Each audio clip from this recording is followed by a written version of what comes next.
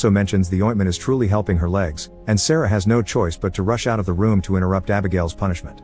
Seeing as Abigail's honest in wanting to help the queen, Sarah decides to appoint her lady of the bedchamber. This way someone else can keep an eye on and control and while Sarah is busy with politics.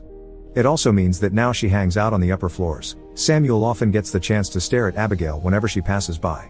Sarah makes sign letters she writes herself and hands them to Harley in the queen's name, allowing her to keep the war going and pissing off Harley more every day.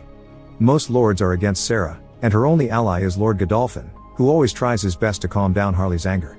Abigail keeps on trying her best to be more than a maid, and for now, Sarah trusts her and allows her to use the queen's private library.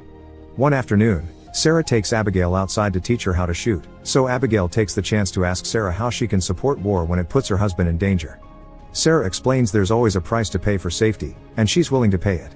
As days pass, Abigail gets bolder and flirts with Samuel when she comes across him in the corridors, which Harley finds very interesting. Still not willing to give up, Harley approaches Anne during one of the Queen's many royal parties, but Sarah keeps him away by mentioning a party isn't the place to discuss politics. Then, she tries to entertain the Queen with a lovely dance she performs with a lord, however Anne hates it and after telling Harley she won't raise the taxes just to anger Sarah, she asks to be taken back to her chambers.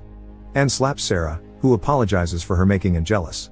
The two women get closer when they reach the bedroom, unaware that Abigail is in the library and can see it all.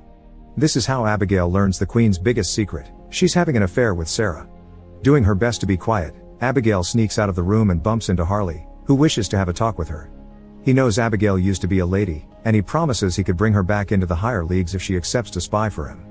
However, Abigail refuses because she owes Sarah her new life, so Harley tells her to think about it after pushing her to the ground.